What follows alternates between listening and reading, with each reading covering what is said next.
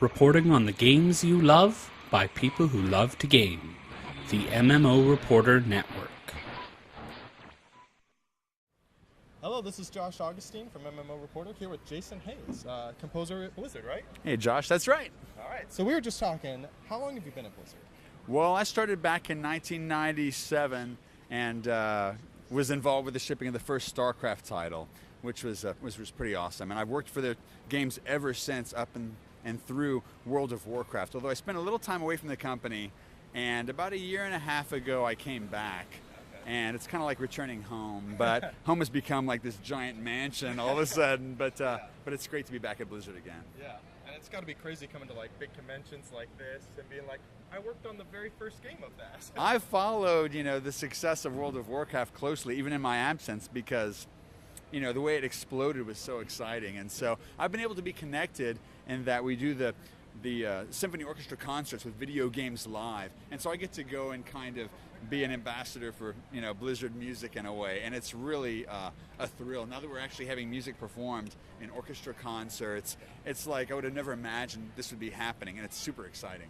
It's kind of crazy, and when you see it, you're like, why haven't we done this before? This is brilliant.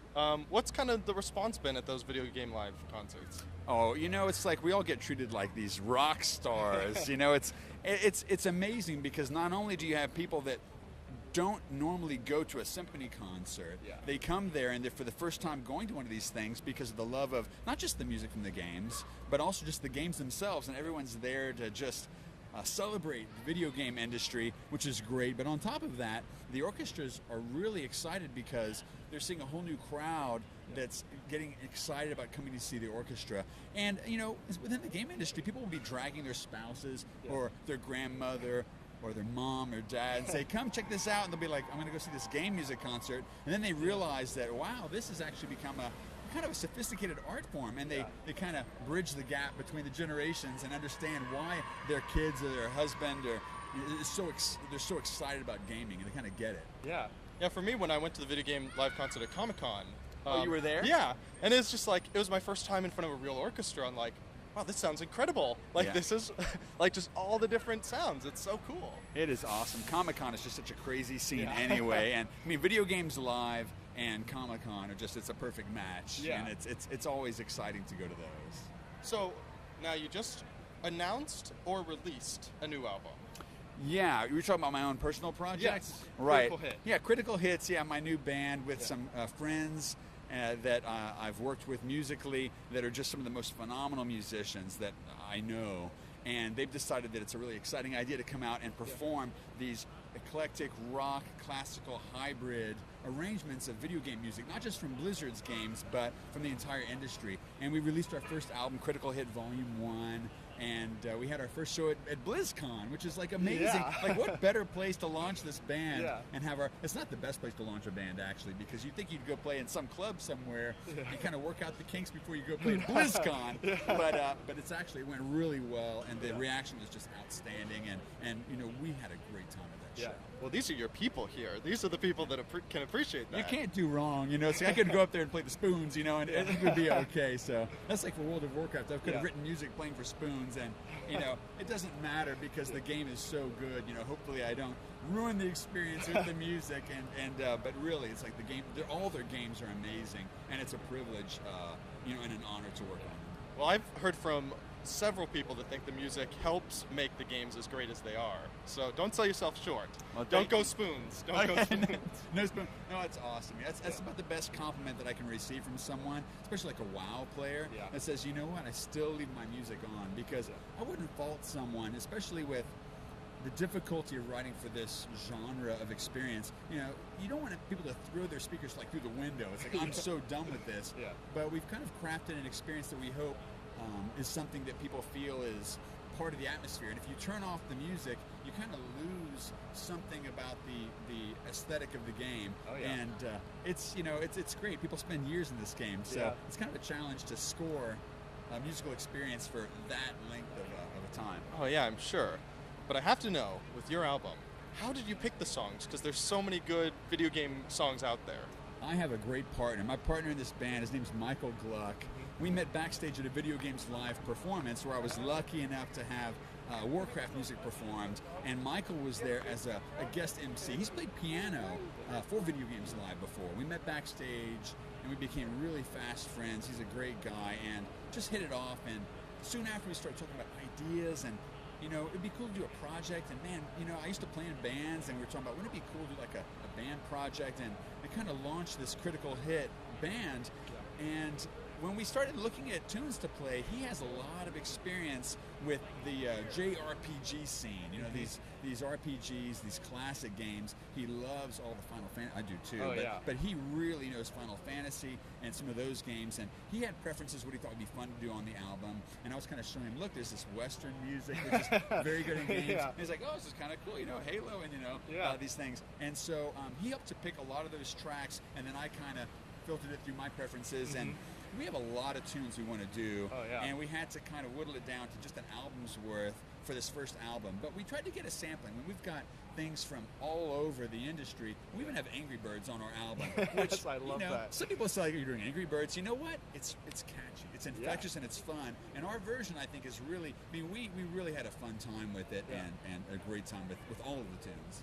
So how does that process work exactly when you're like, all right, we want to do Angry Birds? Do you have to get permission? And if you want to change it, do you have to get their approval on the changes? Or doing a cover of a song, if it's been released already, is something that's actually, it's an embraced artistic, creative thing that can be done. You have to notify the people that you're going to do their tune. You kind of send them all the necessary information, and then you can kind of go for it. And we heard back from the Angry Birds composer, and he said, you know what, this is great. I really love it. And so it's kind of a thrill to have the composer say that he appreciates the version that we did. I wouldn't want to do a version that that someone didn't like. But we did have a lot of fun with it. Yeah, that's really cool.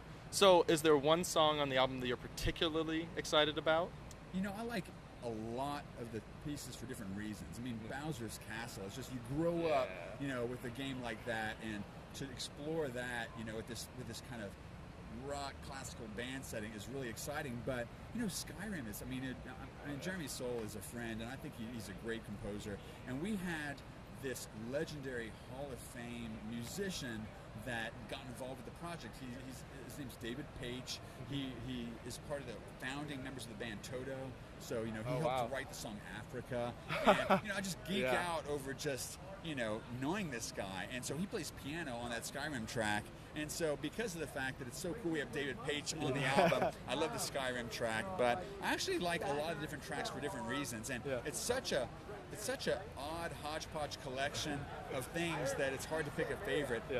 My good friend for many years, Adam Govman, did these arrangements for the band, and he just got super creative, did some great stuff, and we had a great time with the band performing it for the album. So how did you go about approaching these people? Did you want them to be gamers, or do you just care about their musical talents? Did you make them sit down and try the game before they could mess around with the music? Ideally, you go to record a video game album, and I'd love to have, the players say, go back and say, I played Contra, and you want to have these purists. At the same time, some of these people, and they spent just their whole lives passionate about music, agnostic to whether it's classical music or whether it's jazz or whether it's video game music. Some of these players are ones that I've recorded with for my own music. Tina Guo's on this album, and she's a brilliant cellist. She can play acoustic cello, just make you cry, and she can play this shredding electric cello. And she's played on our games at Blizzard, and she's a wonderful instrumentalist. And we have other players that have played on other video games. Our guitarist Nita Strauss. She played recently for this Heroes of the Storm trailer we just released that she was able to rock Which out. is incredible, by the way. Oh, thank you so much. A little different for Blizzard. It is. But Heroes of the Storm is a different kind of game. And Pedro Eustache, this world-winds instrumentalist, has played a lot of things on projects that I've worked on. So some of these players, it was a natural to ask them if they'd be interested in being in this band, because we already work in the studio on recording projects. But it wasn't a hard sell. Everyone was really excited about doing this video game music in this exciting new setting. So is this a total personal passion project, or is it involved with Blizzard in some way? Only insofar as we're playing at Blizzcon. We feel really lucky and blessed to be here doing this debut performance. And I've got the blessing for doing the project, because my first love and my first priority is the music composition. But as a wonderful project, as a exploring a new dimension. I used to play in bands a lot before I became a full-time composer, and so now being able to get back on the stage, playing music, especially with video game music, it's really a wonderful rush to get back into live performance, and I think it's gonna be a lot of fun. Yeah. Oh, that's got to be so fun being out, especially here. I mean, there's thousands of people cheering, and they know all the songs. Yeah, we had probably 700, 800 people for the panel. I think when we started playing, we may have drawn some attention. Oh yeah. Because people came and it was really fun. People were super excited, and we had a blast. Yeah. So, what's the process like when you go to record this sort of thing? So you're working with outside musicians and songwriters, and do you kind of go to a studio and just kind of work together for a day, or how does that work? This is for the band project. Yes, for the band project. Yeah, we have players from kind of all over. I mean, our pianist is originally from Switzerland, but thank goodness she's more local. She's in New York City now, but she's in New York, right in Southern California. Yeah. And our wonderful violin player, Taylor Davis, she's a wonderful player, but she lives in Michigan. So we had to kind of deal with some issues getting all together. We did a lot of recording in separate recording sessions, of which a lot of them I attended, but they weren't done with everyone in the same room. We had to kind of adapt to everyone's schedule. And then once we recorded all the parts, I was able to import them all in and then work with them to kind of make them sound natural all together. But the players are so good. It was just a joy to work with the tracks, and so we kind of assembled the album that way. Very cool. Now, I already admitted to you that I don't know much about music and instruments and all that sort of stuff, but the head honcho of the network, Chris, is a music teacher, and he will kill me if I don't ask for some sort of technical info. The reporter is actually a music teacher? He is. Big fan. This is so cool. I mean, it's a perfect blend. MMOs, music. Yeah. That's pretty awesome. He's basically a mini you. Well, yeah, that's really, really cool. So, yeah, what can I answer? I don't even know what question to ask. Like, can you talk about, like, I don't know, like, what sort of instruments you used or the equipment you recorded on, that sort of stuff? Sure. It's like a pretty industry standard tool is Pro Tools. And so everything was recorded into Pro Tools. And basically, we ended up, using a variety of kind of recording methods. But by and large, you go to record an electric guitar and, you get a big cabinet, and an amplifier, and you crank it, and you put a mic on it, and you get that great kind of rock sound for certain things. Yeah.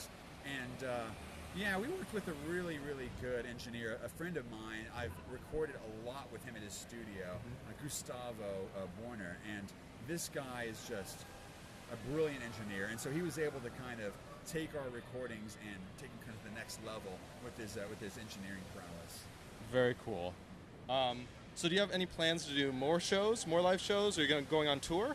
We're so excited. This is, the very beginning.